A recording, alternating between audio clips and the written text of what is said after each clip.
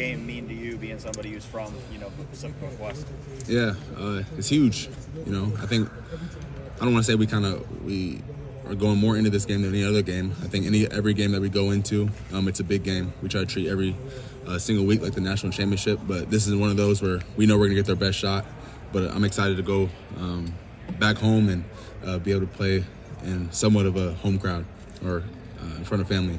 A lot of friends and family. From yeah, back home. I got a lot of friends. Yeah, friends and family coming. Yeah, more family members than anything. You guys obviously played him a few years ago. You were on the team then. Is it nice to have an opportunity to kind of avenge that loss from a few years ago? Yeah, absolutely. I think a lot of our motivation and our focus is right now. I don't think we've emphasized what happened a few years ago.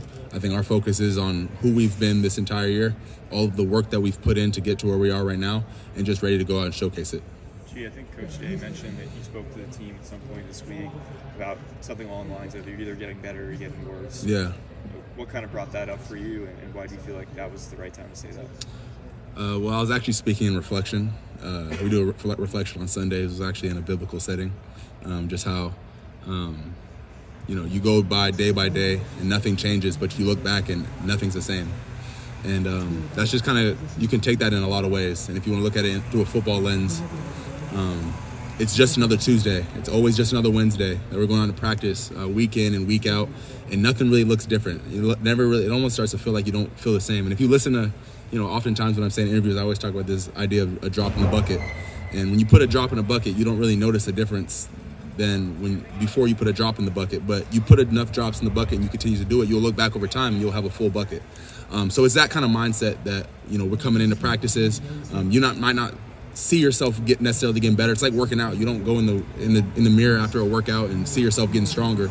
But you have the faith and the trust that if you continue to put days in, you'll look back and nothing will be the same. You'll be a better team, for better or for worse. If you're not putting the work in, you'll look back and you won't be where you want to be. So I believe that, I'm confident that this team has put the work in. We show up week in and week out. We put drops in the bucket, and we're going to be able to reap that this weekend.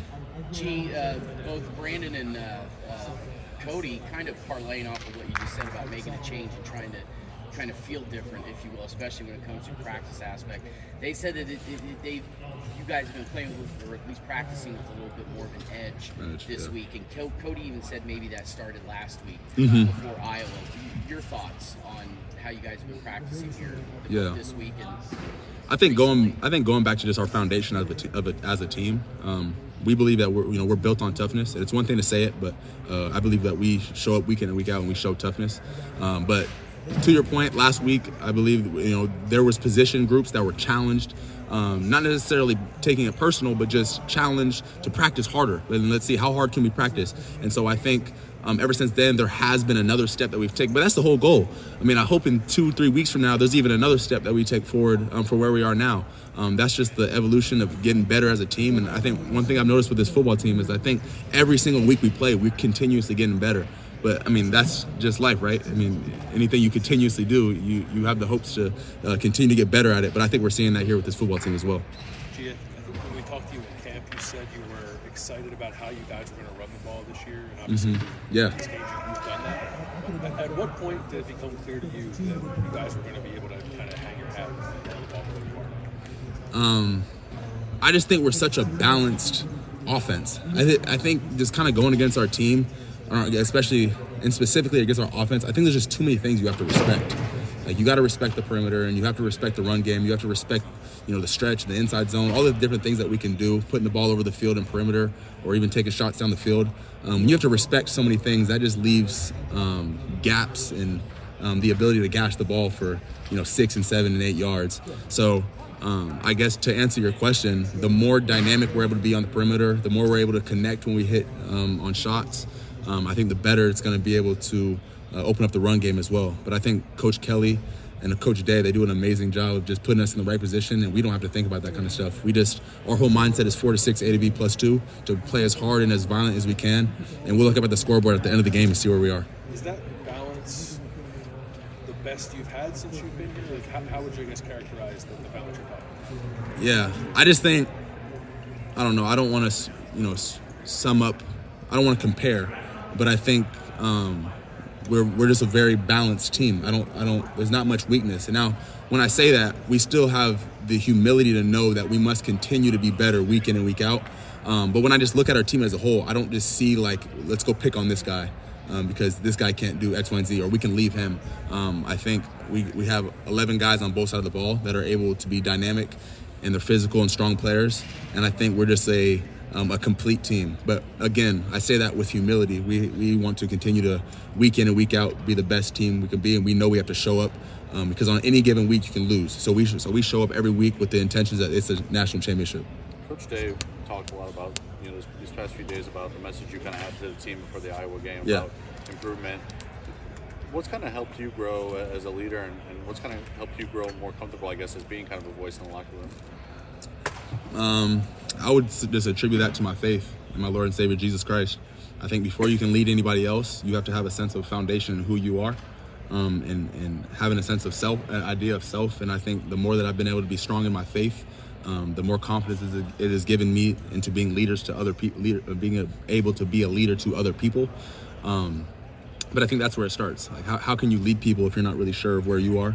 And then also, when it comes to practicality of football, I think the more you have an understanding of the offense and the more veteran you are in this offense, the more that you know, the more ability you can then hand knowledge to the next group of younger guys coming behind you. And so that all helps with leadership.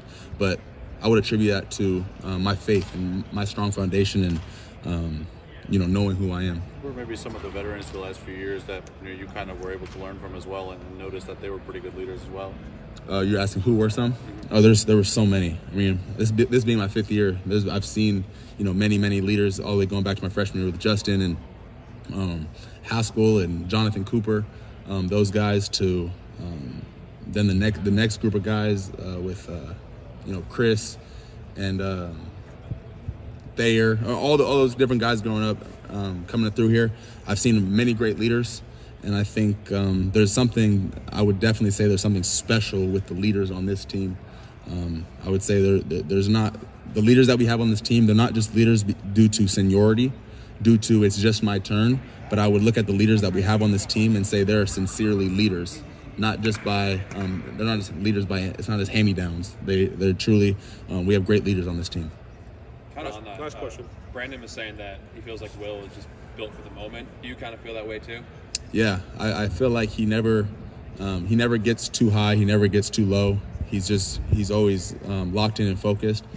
And that's the kind of, I don't know if temperament is the right word, but the right attitude, if you will, for lack of better words. That's the right attitude that you want, from your quarterback. No matter what spot we are in the game, we can look to Will, and he'll be able to lead our huddle. And we have confidence in that. All right, Chief. Thank you. Yep. Thank you. Thanks, guys.